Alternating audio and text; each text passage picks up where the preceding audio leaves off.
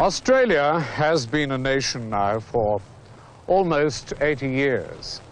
And for 36 of those years, we have been at war with one country or another.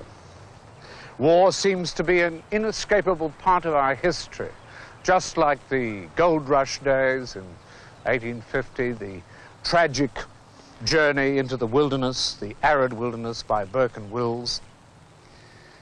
This tree is part of the Australian military history, just as much as that building is there behind us, the Australian War Memorial here in Canberra. This tree actually grew from a seed taken from that hill called Lone Pine above the bloody Anzac Cove at Gallipoli. But Australia was at war long before Gallipoli. When Federation came to the Australian colonies in 1901, Australia was already at war on two fronts, in South Africa and in China, helping the European traders put down the Boxer Rebellion.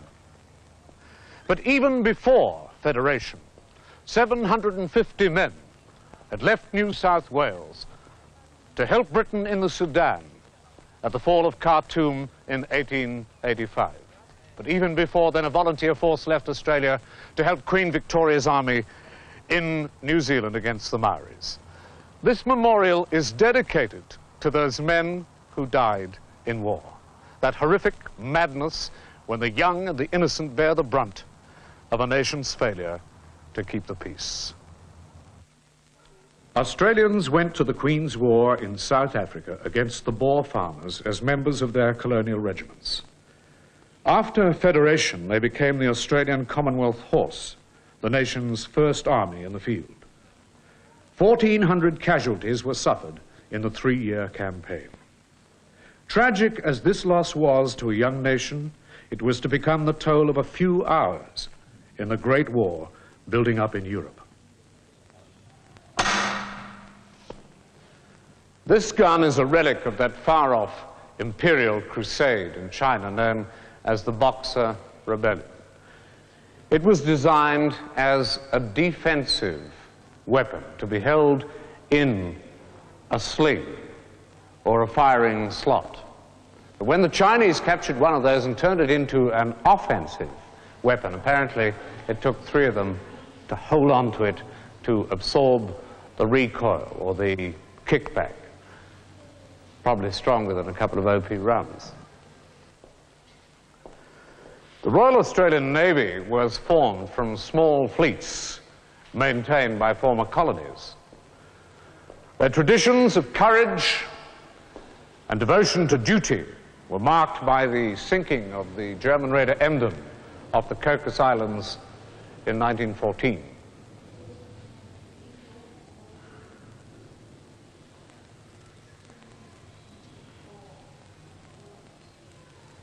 At the same time, the Navy formed an essential part of an expeditionary force to the islands north of Australia to capture Germany's colonial outposts.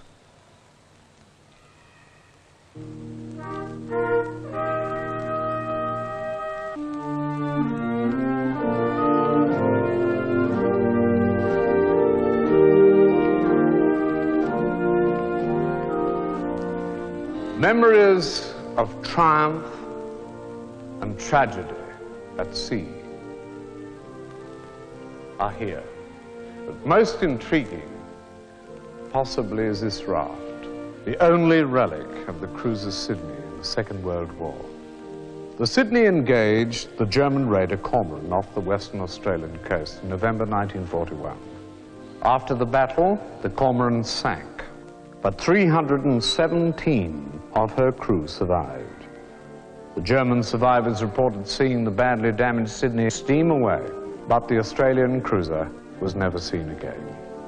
Only this raft remains in silent witness to the 645 crew who went down with her.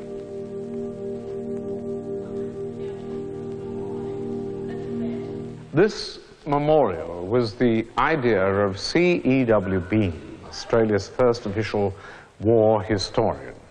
It began as a collection of relics from Gallipoli, but been later expanded the idea into a complete memorial to those who died in war.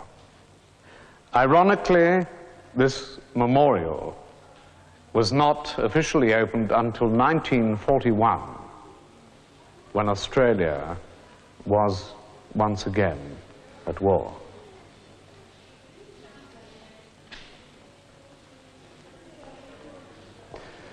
It was men like Simpson and his donkey who created the Anzac legend at Gallipoli. Ordinary men, men like farmers from Australia, New Zealand, factory workers, bankers, you name it.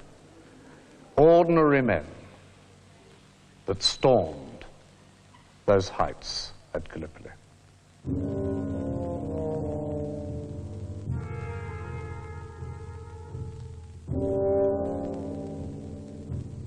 A miscalculation in the dark, and the Anzacs were landed a mile north of their target on the impossible beachhead of Anzac Cove.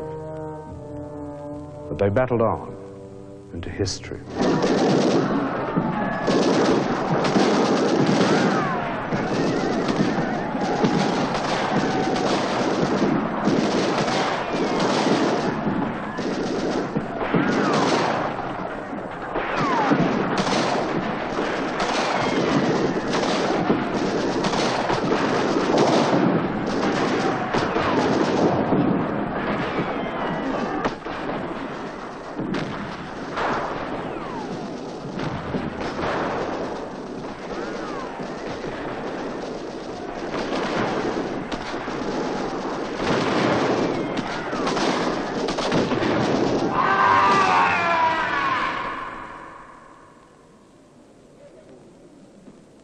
The badge of courage won on Gallipoli was to be won again and again.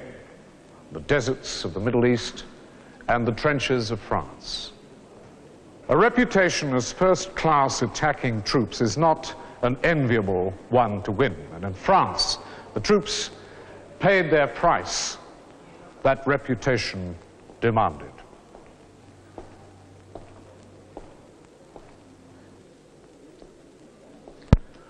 Comprising only 9.5% of the British Army on the Western Front, the Australian troops were responsible for 21.5% of territory retaken and 23% of prisoners taken.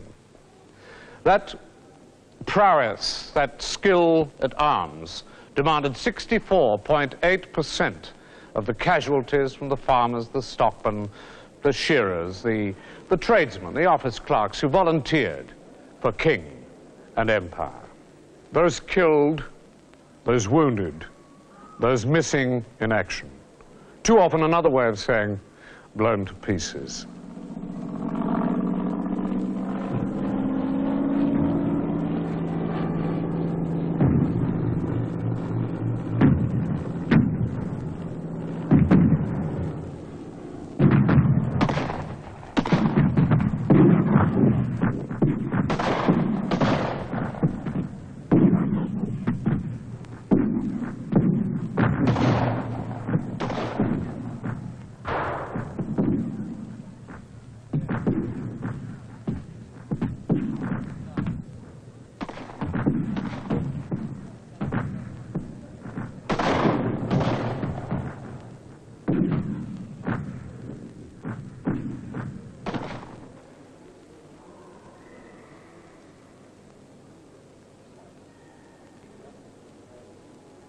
The war was ever seeking new ways to kill. And very soon the aircraft was added to the armory of the generals. You look at this machine, however, the first training aircraft at the Central Flying School Point Cook, and you find it hard to believe that anyone other than the pilot could ever be killed. A single-seat conglomeration of wood and wire.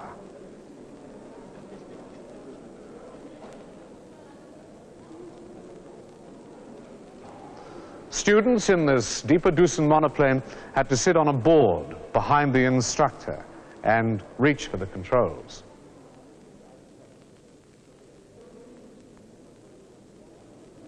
After graduation, the students were invited back for further instruction if they so desired.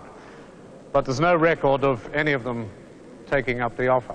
These are the boots of the Red Barrett, Germany's outstanding pilot, fighter pilot during the First World War, Baron von Richthofen. It seems that he had no intention of getting cold feet during battle, which of course he didn't, as his record proves. 80 Allied planes shot down. He finally fell to Australian ground fire in April 1918. By September 1939, these wood, canvas, and wire contraptions had become an inescapable part of killing. The Lancaster bomber, which dominates this gallery, is affectionately called G for George.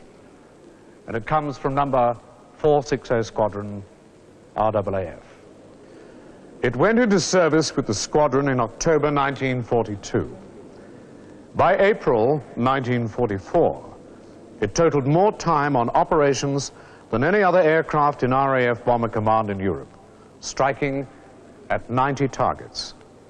And 203 men crewed G for George in this time.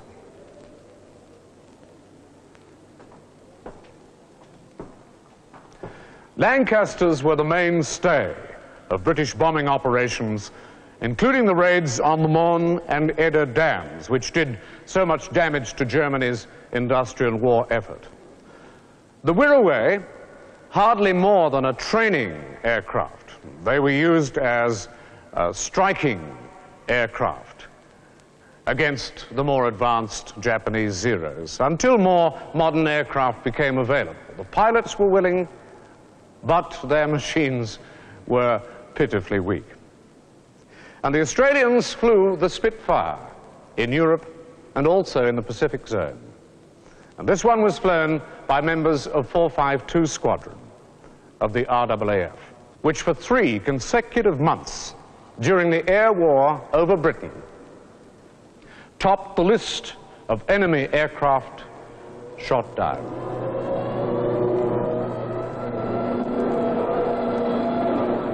But supremacy in the air isn't the whole war.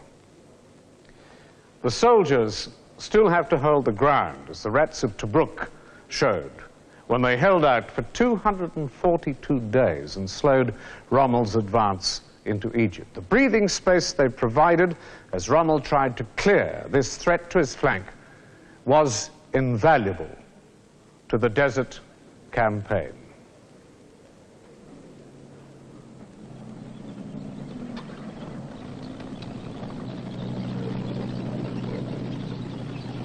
The Japanese brought war close to Australia for the first time in its history. There was the retreat in Malaya with the eventual surrender in Singapore. Bombs fell on Darwin. Submarines raided Sydney Harbour. Now the names in the newspaper headlines were no longer Europe and the dusty Middle East, but closer to home. Places nearby like Rabaul, Ley, the Kokoda Trail, Buna, Bougainville, and Shaggy Ridge.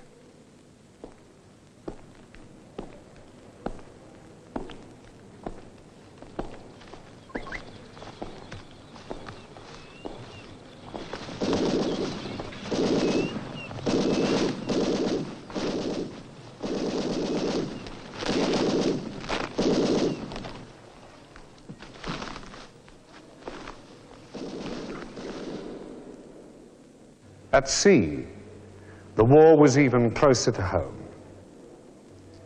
Japanese submarines took a steady toll of our merchant marine, the men who kept the troops and supplies flowing to the islands. Among the victims was the hospital ship Centaur, when 268 lives were lost in an attack just north of Brisbane. In one 12-month period alone, 37 ships of the Merchant Navy were attacked off the east coast of Australia. 18 were sunk and almost 500 lives lost.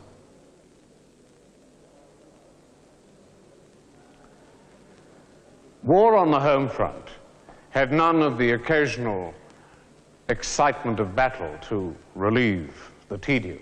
For some women, there was the chance of joining the nursing service or other military services. But for the family woman, it was a matter of just keeping going, in spite of shortages and difficulties. In fact, well, just keeping the home fires burning.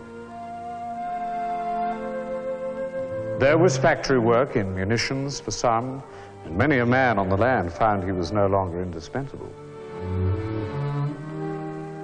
But it fell to most women to bear deprivation and loss, to fight the agony of separation and come up smiling.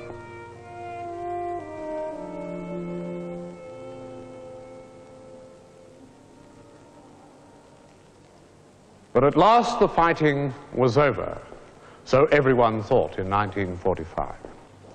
But still, somehow the fighting has gone on. And this memorial has recorded each battle: Korea, Malaysia, North Borneo, and Vietnam. A record of the sacrifice of each generation. As the wars have gone by, the medals have been struck and awarded. The highest award, of course, for military valor, the Victoria Cross, instituted by Queen Victoria in 1856. The first Australian to be awarded the VC was Captain N.R. Howes in South Africa. Since then, 95 Australian servicemen have received the award, and 21 of these have been given to the memorial for display.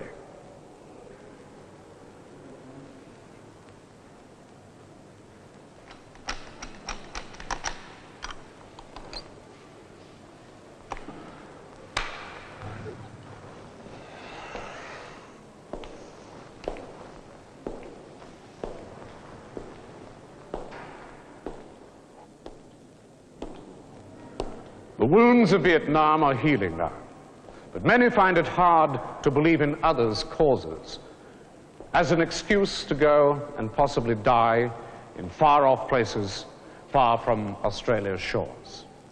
The feeling of being threatened made us accept the pain, the suffering, and perhaps even the death. These cannons look peaceful now, don't they? Pretty harmless. It's hard to believe the carnage they caused. Fighting men often have an affinity for animals. The lion and the eagle, of course, are ready symbols of courage and strength. There is also a place for a mascot like little Driver here, a Sydney Silky Terrier, who went everywhere with the 7th Field Company AIF in Egypt and France.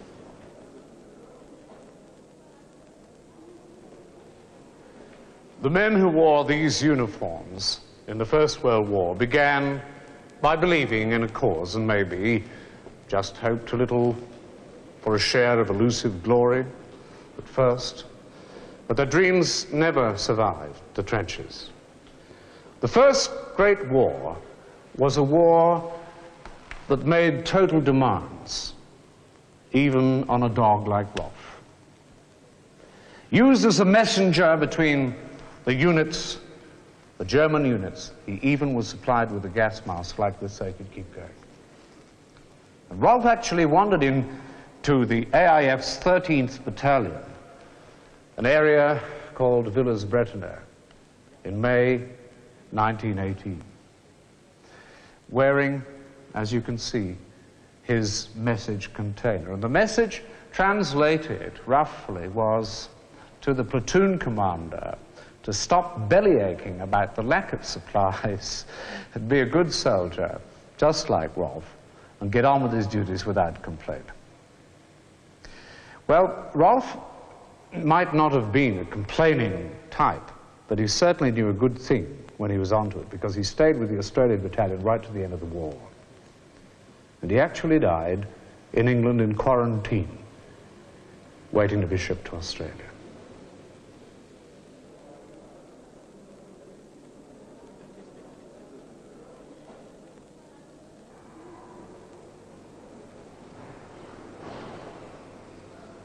The Australian War Memorial and Museum is the most popular public attraction in the country. Some 700,000 people come here each year. A surprising figure, really, when you think how unfashionable things military are these days. Maybe the young, like this little chap here, come here to seek a little of what those old-fashioned ideas of patriotism and courage were all about. And the older folk, perhaps for some, to remember a time when their lives were like candles in the wind.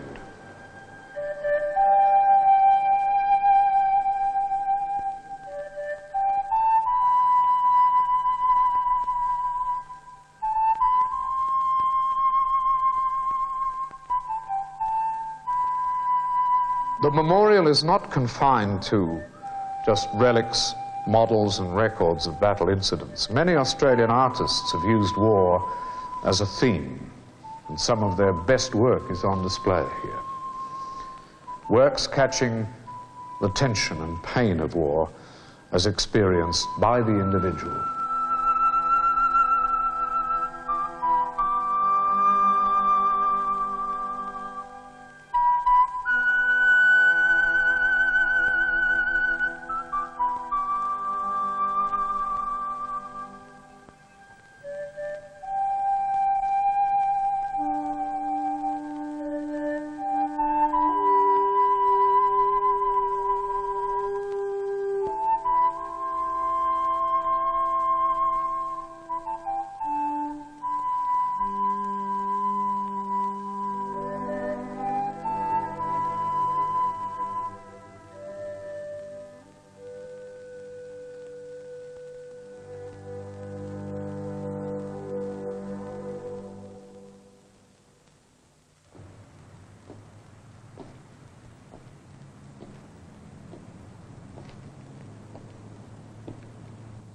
Australia began this century as a collection of colonies scattered around a largely desert continent, struggling for a unity of spirit.